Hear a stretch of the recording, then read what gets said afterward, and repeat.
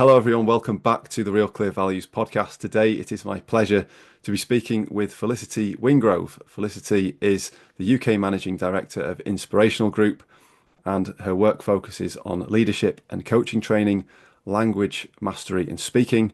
Felicity, welcome to the Real Clear Values podcast.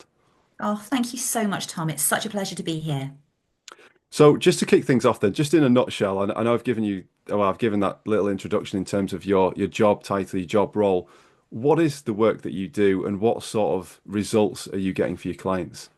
Yeah, thank you. So, Inspirational Group is a big global leadership development organization. So, it's about creating usually experiential but really memorable experiences to help leaders to show up as they wish to be and as their teams need them to be. So, they can thrive, their teams can thrive, their organizations can thrive. I joined the business just over about sort of 7, 8 months ago. So, I'm quite recent, but I've come in with a language mastery background. So, looking at communication, what is the language of leadership? How do we communicate positive messages, but also how do we communicate in times of crisis or challenge? And how do we keep that sort of authenticity? How do we show up as our teams need us to?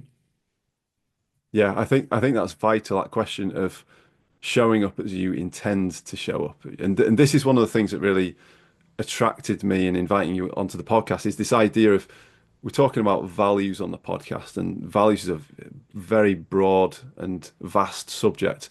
But there's this idea as well about it's one thing to have certain values, but it's entirely another thing to communicate those values and have them be understood in the way that you intend them to be understood. And so, in terms of communication, before we get onto that, Felicity, I think it's worth asking what really sparked your interest initially in communication, because communication itself and language, again, they're very broad topics, and they're how we basically get an idea out of here over to somebody else, and then they then get it from their version of that into somebody else's. And so what was it that really sparked your interest in communication in the very first instance?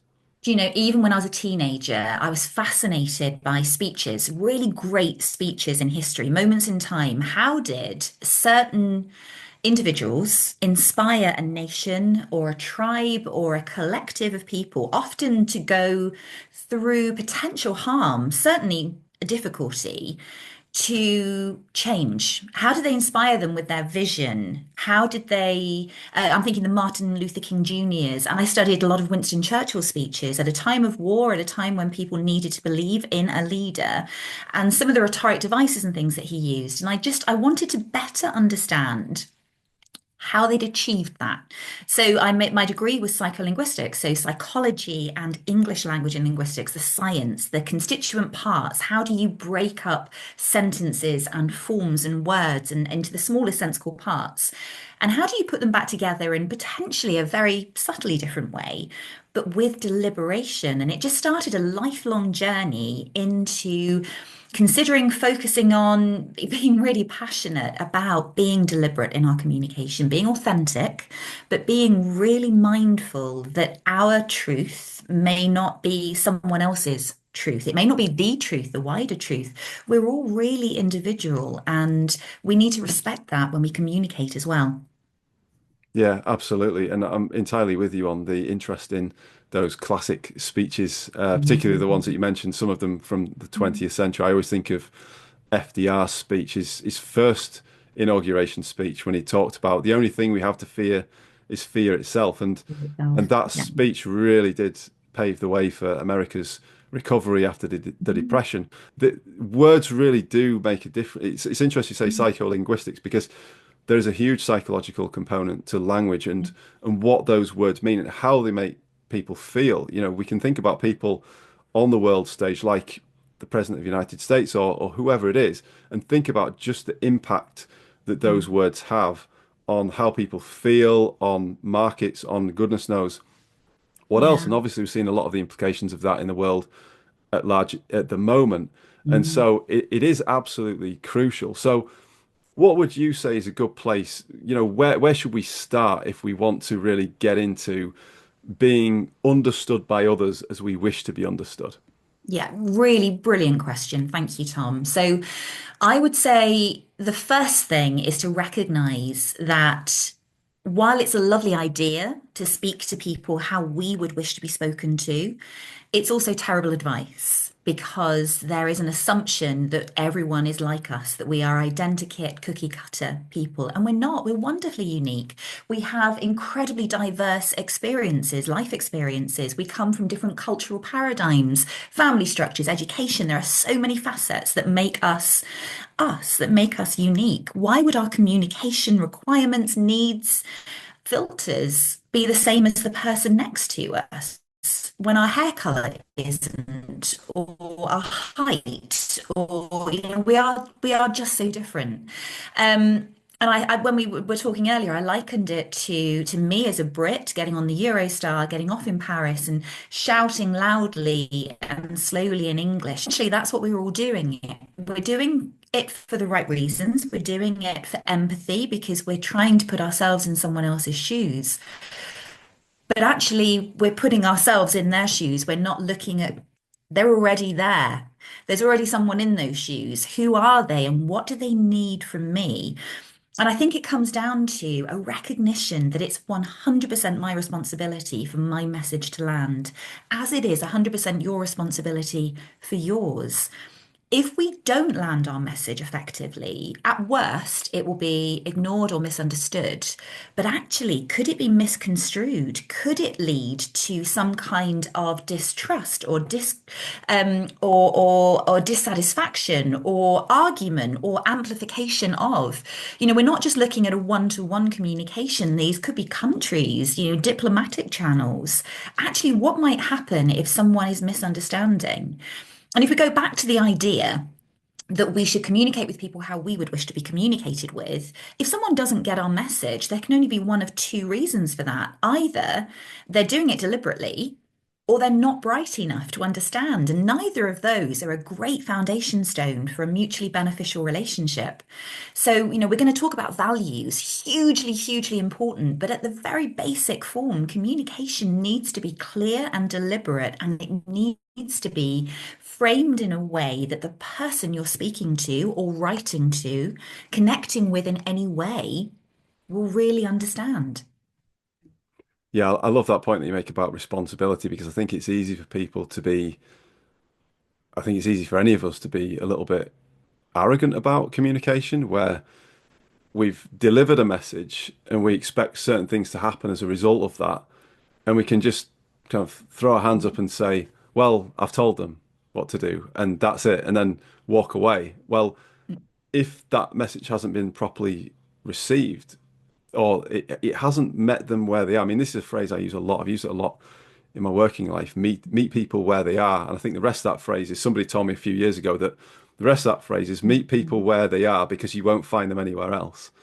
And so if we don't make the effort, especially in leadership capacities, if we don't make the effort to find out where people are, then guess what? When we're trying to communicate with them, they're probably not going to receive the message in the way that we want them to. And like you say, it's one thing to say that someone hasn't understood it and they haven't then taken the appropriate action or given something the appropriate consideration. But then if something's misconstrued and it has a negative impact on a relationship or on a situation, that's a whole different game altogether. And I imagine from a business point of view, that can be quite costly, couldn't it? Language mastery trainings with leaders, and we bring consciousness and awareness to or for them in terms of the impact of their communication.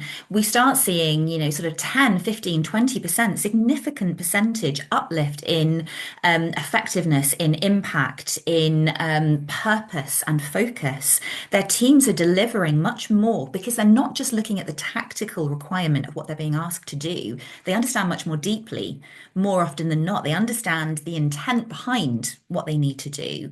And you really start seeing more cohesive, more dynamic, more engaged teams who are purpose focused. And that's really where we all want to be from a commercial perspective. Yeah. So just to go back to some of the more, I suppose you'd say, the psycho-linguistic aspect of your work, Felicity, Mm. how does language shape perception then? And how can we use that understanding to be better understood ourselves? Yeah, do you know, and there are so many ways. There are about 400 separate ways that we know of that will make you and I distinct. And while most of those filters and preferences may only have three or four or five buckets, for want of a better descriptive, they form one part of your language DNA. And when you overlay all of them, it makes you really unusual. It's not quite a fingerprint, but it's not far off. There are some that are really core. So one of the big divisive ones is around the information that you need to perform a task, and the world is reasonably equally divided into four camps, and it's all to do with this information density. So you've got your real big picture people. They want one line. If you want them to do something, give them a one line that's going to make the hair on the back of their neck stand up, and then stop talking and let them go. They're already running out the door. If you keep talking to them, it isn't just an irritant. Genuinely, you can cause psychological distress. And I see this. You get your what people who need the edges of the jigsaw puzzle, they just want more. Your how people who need the tools in terms of digging in and delivering that. And then your what if people who want all of that. And then they're still going to ask the questions. So one of my little secret, my husband thinks I'm very odd, but one of my little secret things that I love to do if I'm on my way back from a meeting, I'll find myself in a supermarket. For some reason, Sainsbury's works best for these conversations during the day because you get couples of a certain age shopping together. And I'll find myself, if you ever do this, stand at the cheese aisle or the red wine aisle, and you can do that for about half an hour before anyone thinks you're dodgy. Go into peripheral vision and just look at the interaction, and the gloves are off when some of these relationships, these are people who are in their 60s, 70s, and have obviously been together for a long time. And you can often see really opposing communication styles. I saw one, there was a guy coming down the aisle just after COVID when we could first go shopping together again. So masked up, couldn't see a lot of the face, but I could hear. And his fingernails were pretty much digging into the trolley. He was holding onto it so tight, he had white knuckles. And his wife was briefing him on the pasta sauce she wanted him to buy. And it was a diatribe. It was paragraphs long of the size and the color and the shape and the why and the type of tomatoes and whether they're too big or too. You could see this guy was blinking rapidly, which is a sign of psychological distress. And you could see what the brain does when we start getting overwhelmed is it clicks us out. It gives us like a pattern interrupt. It just gives us the opportunity. We go into a bit of a daydream. And he came back into the room just as she said, go on then, with this look of panic on his face and kind of careered down. And she shouted after him what aisle it was. But you know full well that he will have come back with the wrong pasta sauce. And you also know full well that she will have said to him, you never listened to me. But is it down to him to listen to her in a way that causes him absolute, genuine psychological pain? It's a tsunami of information. He can't select the pieces that are most important because there's just so much coming at him. He's obviously a why person. She's clearly a big detail person. The responsibility is hers to learn his style, but nobody has ever taught them that they are very different and that that's okay. And I use this example so much in corporate settings, and it always becomes personal. People say to me, oh my God, that's my husband. Oh my God, goodness me. I'll ask him to do something and he comes back with 50 questions. It's quicker if I do it myself. Or that's my team member. I give them a 56-page briefing document. They barely read a page and then they deliver something that isn't fit for purpose. And it's always about the other person. So that, I mean, that's one of several hundred filters. But the psychology of language is just around what makes up our window on the world. How do we see it? What stories do we tell ourselves about it? And what do we make it mean? And actually, if we can see that for somebody, we can present a message or messages, information in a way that they can really deeply understand it with integrity. And one of those could be the level of information that we provide in and around that message. Yeah, it's really interesting that in terms of the information that you give to people. I remember years ago I was on a board of a housing association and we had an external consultant come in and kind of go through all of our processes, look at the information that was provided to the board from the executive and the executives team. And one of the critiques that the consultant gave back to us collectively as the leadership team was, why do you provide so much information to the board before meetings? Because if you give people information, then you should expect that they're going to do something with that. And so Mhm. much of it was just for reference and by the way that could have just been cut out or just left alone entirely because it just wasn't germane to the issues that were being discussed, the decisions that needed to be made. And that was quite a big shift. And I always remember that. And I just think, yeah, if you are presenting information to somebody, then it should be presented in such a way that it makes it clear to them what you are asking them to do with that information. So Yeah. it's like you say about the elderly couple in the supermarket with the tomatoes. Yeah, yeah, I can relate. And I think Yeah, lots of people can. And my son's really detailed, and he will often give me the benefit of this amazing context behind, and then he'll get to the point of what he wants from me. And what I find I have to do is I find myself tracking back to with the knowledge of what success looks like, whatever the task is. I have to go back to the beginning of the conversation and replay it in my mind so that I get the information that I need from it.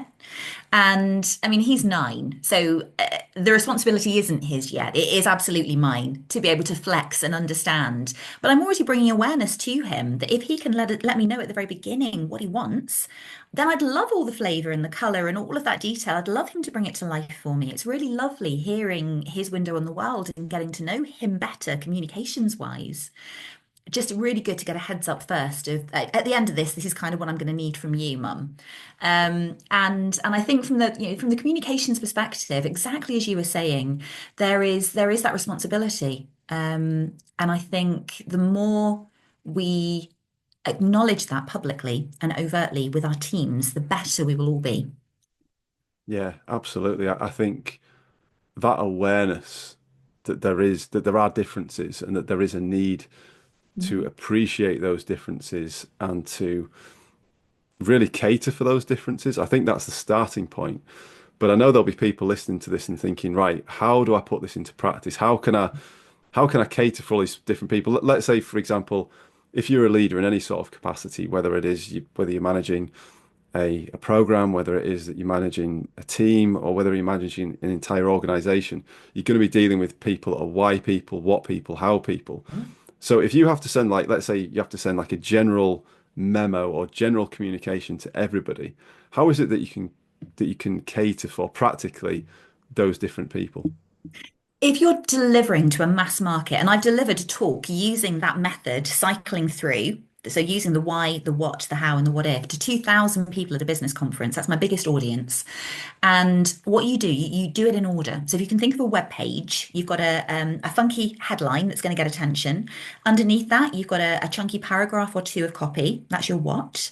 Then you've got some bullet points, which are your how. And then you've got a click through link for more information for, read this guide or read our Gantt chart with, our 96-page Gantt chart with all of our risk assessments and it's color coded.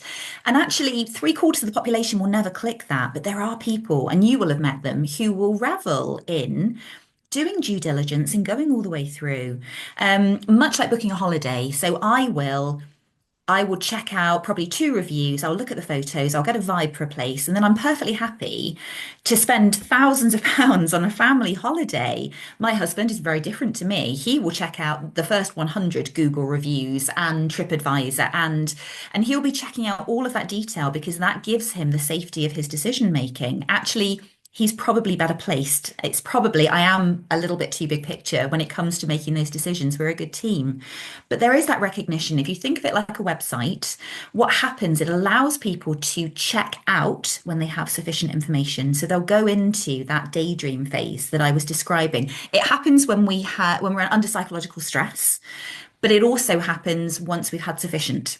So whether they were aware of it or not, they'll just kind of go into a bit of a, what am I having for dinner? I wonder what time I need to leave to make it to so and so's house.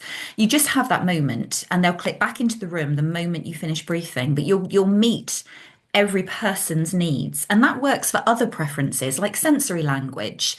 You may present information in a variety of ways. So as a marketeer, again, you may write a really long form white paper 30-page white paper that makes a noise when you put it on the table. And you might present some of those findings as an infographic for the visual people. And you might pull out some core quotes or some stats that really kind of give the meat of the whole piece. You've got 4 bullet point equivalents, really succinct. And you might do a talking head video. So all of these are speaking to different ways in which people may wish to access that information. Same thing center of the bicycle wheel, and each of the spokes gives a separate treatment of that message.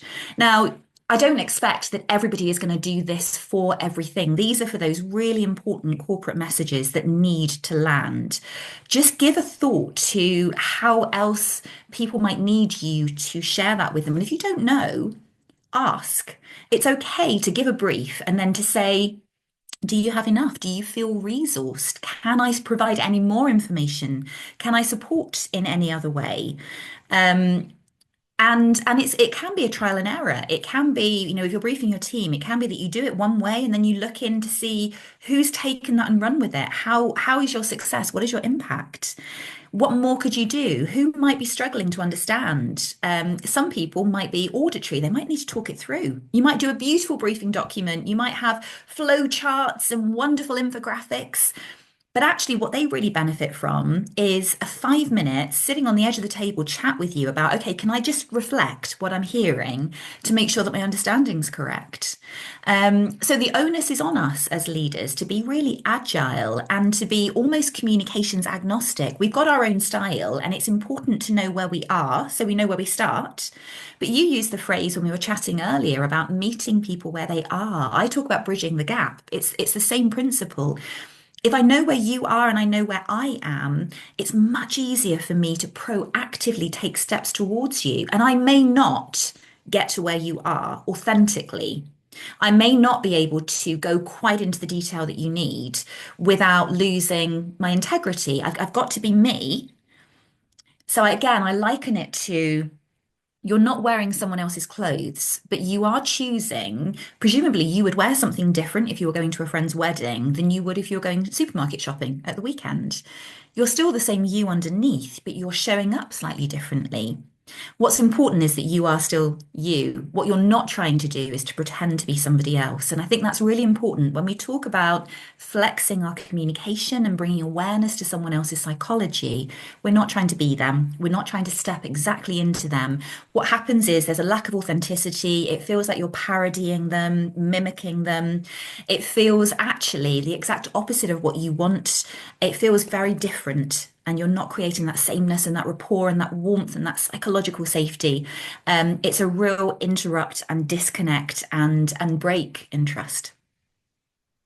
Yeah, that's a really important point, isn't it, about authenticity and this idea that I think there's a tension sometimes between thinking that we need to adapt and change to cater for the needs of others, and then the danger or the banana skin, if you like, of thinking that we have to change who we are and morph become a bit of a shapeshifter. And it's not about being a shapeshifter or a chameleon, is it? It's actually you've got your thing, you've got your message, but it's just adapting how you deliver Yeah. that message. I'm just interested in this, Felicity, in terms of have you got any stories that you can share of people who've changed the way they've communicated, maybe in a leadership capacity or otherwise, where just changing the way that they've communicated to cater for the needs of others has really made a big impact on the relationship? Yeah, do you know, all the way through my career. So I've grown up professionally in the world of PR and communication. So using the psychology of language to help leaders craft really compelling speeches, helping them to navigate themselves and their organizations through quite often times of really tricky change. If you're delivering a speech to your workforce that 20% of people are going to be made redundant, you need to be the leader, the best leader that you can be, because what you don't want is to lose your very best people who can get a job tomorrow by phoning your competitor. For your business's integrity, you need people to trust you, believe in you, hold on. So I've worked with organizations, FTSE 100s, and I've worked with organizations, I work with pharmaceutical companies over in Canada and in the US, engineering firms, recruitment firms. I've just earlier on today, I was working with a bank over in India, I think I was saying to you. And actually all of these are looking at, and they're looking at it for the right reasons. I would like to say that I have learned from my own values that actually I only want to work with organizations that are doing this for the right reason. This isn't about doing communication to people. This is about being their very best selves and gifting other people the chance to be understood. And that really matters to me. But yeah, I've seen organizations. I worked at BAE Systems a number of years ago, but helping them go through a period of change and seeing, we did a roadshow where we were talking about the business changes and people were really nervous. It was a unionized organization at that time. I think it probably still is. And people were rightly coming at this from a risk aversion, from a fear perspective.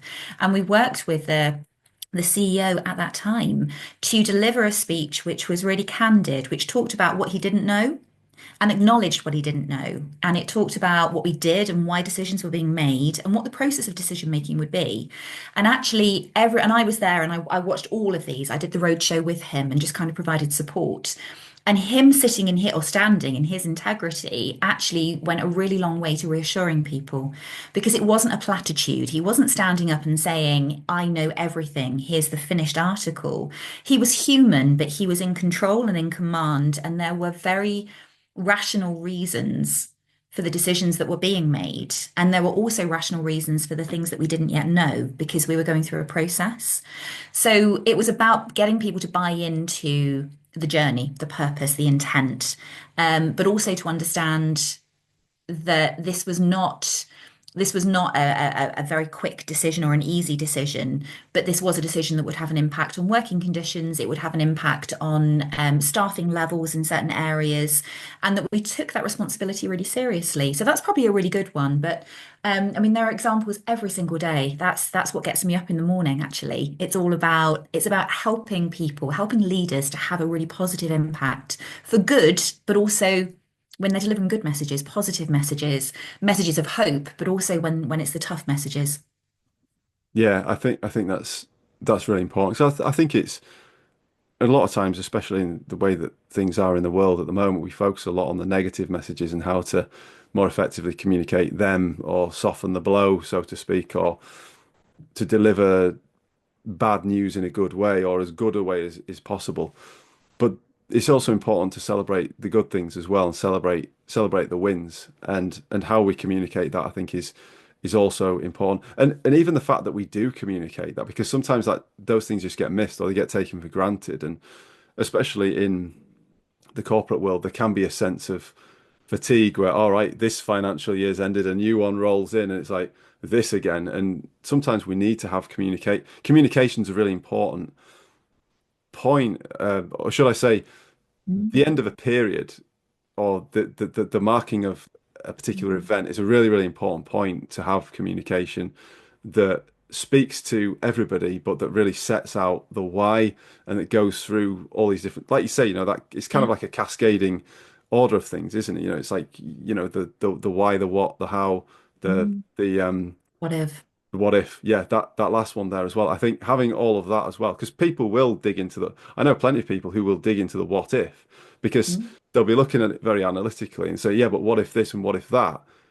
And they're quite right to do that because sometimes these what ifs will change the entire assumptions that underpin the why. The why is the big Completely. overarching purpose. But if a certain what if does occur, then the why's got to change. The why's Yeah. got to adapt to that. And that just speaks so powerfully to the beauty of a really diverse team. So I'm not just talking about a diverse team in terms of demographic, gender and race and ethnicity and age. A diversity of thought, but also a diversity of these personality preferences, these communications preferences, because we need people who are moving towards and who are moving away from. The moving towards people get everyone excited. They make us action oriented. They make us start. The moving away from people makes sure that when we are moving forwards, we know what we're doing and we know the hurdles that we might need to overcome and we're resourced for them.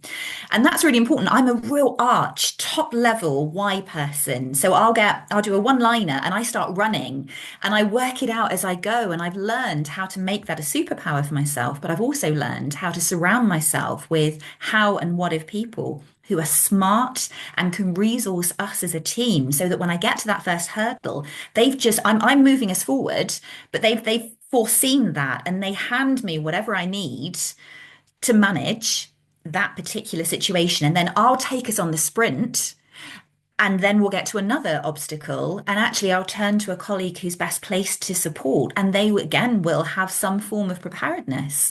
And there's a recognition as a leader. You don't have to have all the answers, but you do have to recognize the people around you and the resourcing that they have and that you have. And I mean, I know as a younger, earlier in my career as a younger communications professional, the joy of being accepted, acknowledged, turned to by really senior leaders because of my zone of genius. My zone of genius wasn't massive. I had my niche, but when someone sees you and sees what you're capable of and gifts you the opportunity to do that, it feels really good. Yeah, because it's I suppose it's the ultimate acknowledgement, isn't it? It's the ultimate feeling of being seen is when someone else recognizes that zone of genius, and whether it's fairly small at the start of a career or at the start of a new chapter, it's something, and it's kind of your thing, right? It's like you've been trusted to do your thing, and then you can Yeah. just go and do it. You don't have to bend over backwards or do gymnastics physically or mentally to put yourself into this particular shape to do the thing. You can just do it because it's the natural thing for you to do. I want to shift gears a little bit Yeah. now, Felicity, and kind of flip this question on its head Mhm. in terms of the positive aspects of changing and adapting communication styles. Let's put it like this. What's at stake for leaders who don't adapt their communication styles or won't adapt their communication styles? So we see a huge impact on team engagement, team retention, and on recruitment. We are in an entirely brave new world in terms of staff expectation. Well, no longer is it, we're going to pay you a decent salary, here are a few kind of tick box benefits, and on you go, and people are going to put up with. They want to be aligned and at a purpose level to the organization. We're seeing that more and more, and that's across different groups in terms of age ranges. This isn't just the millennials and the Gen whatevers. This is across the board. There's an expectation that there's more to this. If you're not communicating effectively with your team, the engagement, the impact, and the output are all very negatively impacted. But you're also much less likely to create the opportunity for greatness. And I deliberately make that sound very grand. When we feel psychologically safe, when we are treated as an individual, when we feel engaged and as part of something, we have that sense of belonging, we are able to turn the parts of our mind that would otherwise be hypervigilant and searching and seeking protection to creativity, creative problem solving, to turning an issue over in our mind, to coming up with an idea that may be an absolute game changer commercially or just from a values alignment perspective. Some of the best ideas ever have come from those moments of free creative thought. So you're going to miss out on all of that. And also, you're going to miss out on the chance to connect. So, from the brain's perspective, I've done a lot of neuroscience. We've got a part of our brain called the temporoparietal junction, TPJ, very geeky. But the reason it's important, when we share, when we connect, when we belong, that part of our brain lights up like a Christmas tree, and we get little bursts of oxytocin released, which is the chemical that's released when you have a baby. It's the chemical that convinces you it didn't hurt and it's a really good idea to do it again. It's a love hormone. It's one of the most powerful hormones we can produce. It's this real deep sense of belonging, connection, loving, and being loved. And we can get that within a corporate setting, just a small burst of it. We can create that within our teams. Can you imagine a team that is regularly flaring that for each other? What they can achieve, not just in terms of the tasks to tick off on the to-do list, but actually the big issues for the organization, for the industry, for the sector, for the world at large. There's nothing that they can't do. So leaders that say, well, this is just how I communicate and they can take me or leave me are absolutely going to be left. They're going to be left in the dust very quickly if they haven't already been. There is no longer, the excuse is no longer valid and viable. The expectation is real that you step up and show up as your team needs you to be. And if you don't, you are leaving an incredible amount of opportunity on the table. Yeah. And who knows what that opportunity is or what it might be, right? Yeah. Because this idea, one of the things that I find is as a really powerful principle is the principle of synergy. And it's a Yeah. word that has been used and abused throughout business for decades. Mm. One of the people to really popularize it was Stephen R. Covey in his book, The Seven Habits of Highly Effective People, and that was released in the mid Love that. 90s. And I love it as well. And it's a very, very powerful principle, but I think it's been used and abused in different ways. But if we're really serious about it, it really does work. This Mm. idea that 1 + 1 equals more than two, it's three or more. And you can only get that when people do have the, like you say, like the psychological safety. And some people might listen to that and think, oh, well, this sounds a bit airy-fairy or a little bit soft-headed or whatever. But it isn't, because everybody operates like this. You can get the roughest, toughest guy in the gym, and he still needs to feel loved. He still needs to feel empathy. He still needs to feel psychologically safe, because there'll be situations, yeah, in the gym, he might be the big tough guy, but if you put him in front of a group of people and he had to give a speech, he's not going to feel like that. So we all, whoever we are, whatever our background, we all need a degree of psychological safety in order to do our best work. Yeah. And and I think that is so important, because like you were saying, the sort of connections and the sort of creativity that can be generated from having that just spontaneously within a Mm. team are unknown, and they're almost immeasurable until they've occurred. And that's the Mm. beauty of it. But the beauty of that as well is that that is how innovation happens. And innovation is really what keeps businesses alive, Yeah. because businesses exist as they are today. But everybody knows that no business can afford to stay the same forever. It's got to change. It's got Mm. to adapt or die, essentially. It sounds brutal, but that is just the way it goes. And in order to adapt, it requires innovation. So I think what you're saying there is really, really powerful about the opportunity cost of not adapting a communication style, because it's, to coin a phrase, it's a little big thing, isn't it? It's a Yeah. relatively small thing. It takes a bit of care. It takes a bit of consideration. It might take a bit of training. Like if somebody was to hire you to come in and your company and talk to them about how to put this into practice, it takes a little bit, right? Yeah. But the results and the impact of that can be outsize any of that. It can dwarf any of the outlay and the Yeah. investments made. And I think a lot of it is actually, putting aside any cost, because the cost isn't a big deal at all. But I think what it is, it's the intention, it's the care, it's having the care. And the thing that I really evangelize about in my work is the principle of stewardship, this idea of Mm. voluntarily taking responsibility to care. So it requires somebody to do this. Nobody's going to say, the board's not going to tell the CEO. Well, maybe they will, but in most cases, the board's not going to tell the CEO, you have to adapt your communication styles to people in the company. They're going to say, we want a better bottom line, or we want this negative thing to stop happening, or whatever. But it's up to us at whatever stage of leadership we are, because I think everybody's a leader. Even if you are customer facing, you can show leadership. You can develop Mm. something from the ground up that can be extrapolated across the bigger piece. So everybody is a leader, or has the Yeah. potential to be a leader, or act as a leader in their respective domain. And it's really about that care, the application of care. So I think this is a lot of what it is, Mm. because we know, like you said, I think there was, did you say something like 400 something different Yeah. markers of More. Yeah. communicational differences? I mean, that's a huge amount.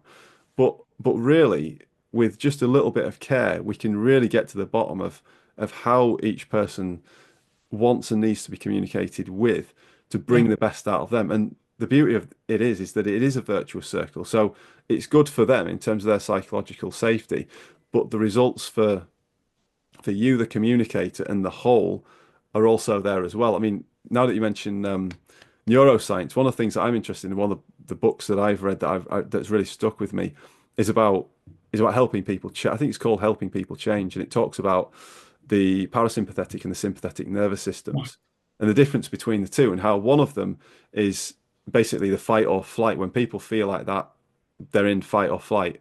But when people don't feel like that, the alternative to being in fight or flight, where people feel on edge, they feel stressed, they don't feel psychologically safe. The alternative to that is that they feel relaxed and they're Mm. in rest and digest. Now, Mm. what that means from a practical point of view is that when they're in rest and digest and they feel comfortable, that's when they can create. That's when the magic happens. There isn't any magic happening when people are in a state of fight or flight because all they're focusing on is running away from the dinosaur or the bear or the gorilla or whatever it is. And Yeah. so all of their energy is going into that. And it's just not allowing them the opportunity to give of themselves in the best possible way. Now, that does affect the business in a Yeah. hard sense. So if people think this sort of talk is soft-headed, well, it actually affects the business in a very hard way. So it does, and Amazing. yeah, and I like what you're saying that I don't think there's any excuse now to not be paying Yeah. attention to this stuff. That the amount of knowledge that we have now that has hit the mainstream. Books that you can get off the shelves in Waterstones. You don't have to be trawling through academic papers to get this information. I think we do know now what the situation is and what's at stake with using the right communication or There's not. There's so So much that's available, books yeah, and yeah. articles. I've got loads of you and I first met on LinkedIn, and I do loads of Mm. sort of talking head 2, 3, 4 minute things, little snippets that you can practice for a week or two and then come back and watch another one. I mean, they're freely available. They're there. They're there because I'm evangelical about all of this. I want everyone to be the best communicator, the best leader that they can be. I want to get it out there, share it with your friends, share it with your family members, talk about it, over the dinner table with your kids. This is really important stuff. And it is around this opportunity that we have to be authentic, to be deliberate, to be compelling. The time is now. There is absolutely no excuse. Yeah, and I'm glad you mentioned the LinkedIn connection as well, because what it was, and I've got to mention this, because what it was that first came up in my feed that I saw you in was a video that you're doing on the satyr hand gestures. Oh, right, So yes. we've got to mention this because communication, of course, is not just about the words that come out of our mouths or the words that are typed onto our screens, but it's also, if I remember my A-level English correctly, paralinguistic features, so body language and hand gestures. So if you can, Felicity, tell us a little bit about the satyr hand gestures and how they can communicate different things to different audiences. Yeah, no, absolutely. So communication, you're right, is so much more than just the words that we say. I talk about voice and vocal variety and speed and the measure of things like emotion. So how enthusiastic you are, and that links into facial expression and physiology. But actually, a really telling one is hands. And there's a reason that politicians are taught to be very mindful about the use of their hand gestures. Virginia Satir was an American relationship therapist who practiced in the 50s and 60s primarily, and she learned that regardless of what people were saying, there were 5 core hand gestures that created a deliberate and reliable emotional response in the communication partner or partners. And she wrote about these, and the kind of burgeoning political training arm jumped on them because they're one of the gestures is the leveler, and it's all around "you can trust me." It's a subconscious cue, and you can't really see here, but essentially you're going to be doing this at sort of waist height, and you're just going to be dropping your hands, not bouncing them, but you'll see politicians doing this as they're talking. They'll just do it once or twice and then they'll drop their hands. And what they're doing is they're using a cue that your brain has pre-programmed that says they're leveling with me. I can trust them. You've got the blamer, which was it's now known as the Donald Trump because at its fullest saturation, it is that finger pointing, and it has the ability to make an audience take responsibility for whatever you're talking about. It really engages people. It's a huge power play, and it's not something that I'm comfortable with. Barack Obama chose to turn it from this into, and he punctuated his points by pointing upwards. It became much less divisive, power hungry, but it became a collective ambition, a collective responsibility. So there are 5 of them, and you can see them again over on my LinkedIn page, and I talk about them quite regularly. Or if you Google them, I'm sure there's some things on YouTube of other people explaining them beautifully as well. But it's just that awareness that we need to be authentic. If we are saying certain words and our voice, our face, our body, and our hands aren't congruent, there isn't that lovely synergy there, using the more traditional sense of that word, then you are not going to be able to build trust with the people around you. They aren't going to trust you, and that's a really dangerous place to be. And going back to the point you were making before about people feeling that some of this is fluffy. These aren't soft skills. This is not a nice to have. This is a commercial imperative. If you are losing your team to fight, flight, freeze, you are losing an hour or two every time of productivity, genuine productivity. They are not able. What happens when we go into fight, flight, freeze is we move out of our neocortex. Well, the neocortex is where rational thought, empathy, understanding comes from. So you're left with people who are volatile emotionally, might be really snappy, might say some things that cause discord in a team. They're not able to rationalize and respond to a brief or do their job in any functional way. They're going to be waiting for their heart rate to go, for the cortisol, adrenaline, and testosterone to settle in their system. They're probably going to have gone flushed here because their body's going to have pumped lots of blood to their extremities, ready to run away from the saber-toothed tiger. How is any of that in the interest of a team leader or a business leader or a divisional leader or a business owner? How would that ever be in your interests, particularly if that's caused by someone feeling utterly fearful about delivering a brief? They don't understand what's expected of them. So they go away from the Monday morning huddle and their hearts have going harder and harder, and they're getting a thick tongue, when you can't quite swallow, and they can feel themselves getting hot and they're starting to shake, and they go off into the stairwell to have a cry. I mean, as a leader, is that really where you want to be? Or do you want people coming away feeling excited about the opportunity of meeting that week's challenge? Evangelical, I did warn you. No, it's absolutely on point, and I think it's really powerful to look at it in a very hard sense because this is factual stuff. What's going on in here in terms of the brain and neurochemistry and the part of the brain that's been active at a given moment. I know I was smiling when you're saying that because I remember working for a particularly bad boss, not where I'm working now, but Well clarified. yeah, exactly, yeah. I don't want to be getting into any trouble, but in another life, but I remember feeling those emotions and not being able to think straight and thinking actually because it just felt like so unreasonable. What was being said to me was so unreasonable. I was angry, and of course, when you get angry, you're not in your No. rational way. And this happened with other people. It's a very small company, but other people felt this as well, and it caused a lot of frustration. And that's the other thing to that is it wastes so much time because Yeah. the individual then thinks, right, well, I've got to like get my head straight now, or do I even want to get my head straight? Because I feel annoyed and I feel like I just don't want to be bothered with this particular thing. And then and the other side of communication in that regard as well is that's when you start to have the meetings before the meetings. Because if it's someone in power as well, people will just work Yeah. around them. They'll find coping Oh, mechanisms. They'll absolutely. find tactics. They'll work around them. They'll have a meeting before the meeting. They'll have a meeting after the meeting.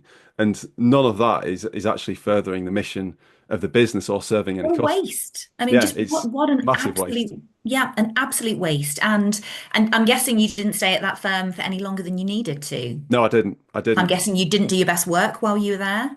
No, I didn't. I will say that I learned a lot while I was there. So for me personally, it was actually very, very good in net impact. I wouldn't have said that at the time, No. but it served me personally very, very well because I was taking a lot of notes. I was making a lot of observations, and I did have good colleagues, very experienced colleagues who were probably Wow. 20 odd years my senior. And so I was learning from them as well. And all these dynamics that were going on, I was soaking them up like a sponge. But in terms of the actual mission of the company and the results for the company, it wasn't great. And it was the company that suffered. And ultimately the person who it was in the position of power who was kind of causing the problems, if you like, he suffered. And so that's the thing. It's like if only this had been done a different way, it could have been done a different way, then everybody could have benefited. So I'm not advocating that we all sit around and sing Kumbaya if anybody wants to be cynical about it. But there is, it's just going back to that point again and again. I keep saying this. This is not some soft-headed airy-fairy thing. This is hard science. This is hard facts. This is how people behave. There's all sorts of, this matter has been settled. It's not just my opinion. It's Absolutely. scientifically settled that it is good, it is beneficial to treat people well, to treat people with kindness, treat people with empathy, Absolutely. and essentially to meet people where they are. So Absolutely. just kind of wrapping things up, Felicity. I just want to ask if you've got any practical techniques, any quick tidbits that you can give to our listeners in improving their communication agility, because this is about agility, isn't it? It's about moving from different styles. So what tips would you give people for improving their agility? But the first really is just to stay curious. Get really curious about the people around you. Get curious about the stories they're telling themselves. So quite often we will say something and people will read into it. I might intend to have a lovely coaching conversation with you and say, how could we do that better? But actually, you may be having a vulnerable moment, or the voice in your head saying, do that better. She doesn't think I did it well. She thinks I did it poorly. She thinks I'm not good at it. You're in this spiral of storytelling, right? And you catastrophize. How do I make that? How do we do that even better? Suddenly, by bringing curiosity to the reaction that you've had, I know that next time I might need to scaffold that. I am going to bring curiosity to where people are, and I'm going to see how close I can get to them while still feeling authentic. So I'm in the pre-call when we were chatting earlier. I mentioned my husband is ex-military. He's a 2 out of 10 in enthusiasm. He makes Jack D look enthused and excited. At home, I'm like a children's TV presenter. I'm an 8 out of 10 bouncing around the room. I'm so annoying at 5 in the morning because it's going to be the best day ever. But actually, I can't be two. I can't be him. But what I can do, if I want to be influential, if I want to have a deeper conversation, I know that my 8 can be a bit confronting. So I can get down to a 5 and I can do that authentically. I'm doing it now. My face becomes more level, my posture, my gestures become smaller, my voice becomes slightly lower and slightly slower and just more impactful. I'm still smiling, I'm still happy, I'm still me. So my invitation for everyone listening is work out where you are, just a finger in the air between 1 and 10. Think about where the other person is and just one at a time, move towards them and see how it feels. Do it authentically. It might be speeding up, it might be slowing down, it might be getting bigger, it might be getting more measured. It might be changing some of your language and giving more detail. But if you get curious about the other person and how you can take your message to them and present it in a way that they can most easily understand, you will start to see some very significant benefits. This has absolutely been proven. There's a reason I'm 25 years in. We've got all the evidence. If anyone wants to connect on LinkedIn, I can point you to all sorts of articles, and if you're a what if person, I can give you all of the addendums and the additional information. It would be a pleasure. Fantastic. That's really, really helpful, Felicity. You've given so much value in this episode, and it's one that is going to be hugely beneficial to anybody who wants to improve their communication skills, their communication adaptability, and also in terms of communicating better with others to be understood as they wish to be understood. So thank you so much, Felicity, for your time on the Real Clear Values podcast. Thank you so much for having me. I've loved chatting.